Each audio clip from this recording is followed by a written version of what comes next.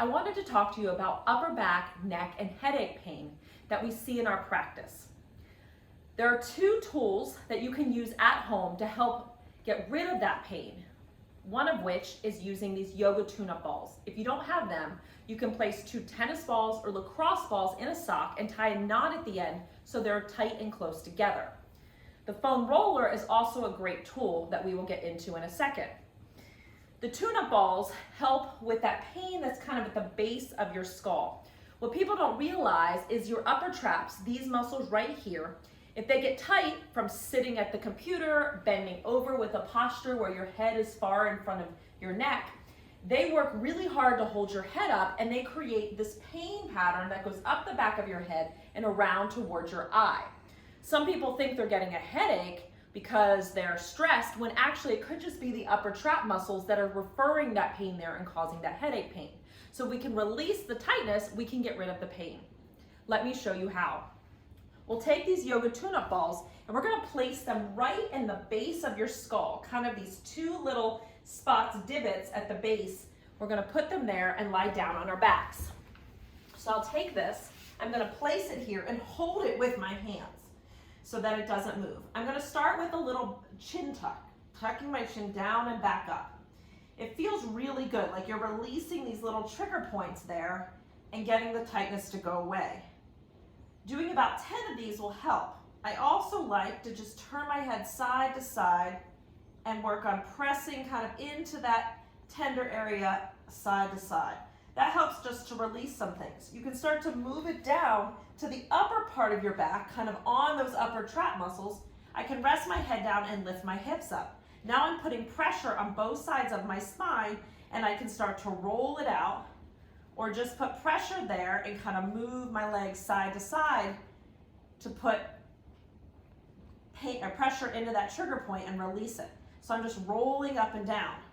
Then I can place those balls a little bit lower between my shoulder blades. So I'm taking it and putting it kind of up here and lying back down on it. I'm gonna put my hands behind my head now and just do some little mini extensions getting into that upper back. Again, it'll release it because you'll feel that tension. There's no specific place that you need to put it, just find where it's tight.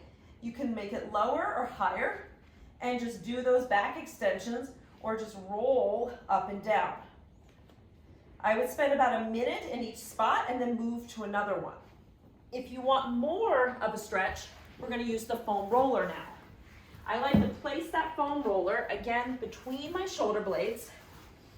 It's horizontal, and I'm going into that back extension again, supporting my head. I like to keep my elbows close together. Now you can go wider, but you're going to get a little bit more of a shoulder stretch versus an upper back stretch. Do about 10 of these in each spot, and then you can move down or up and get that tension to release and gain some more mobility.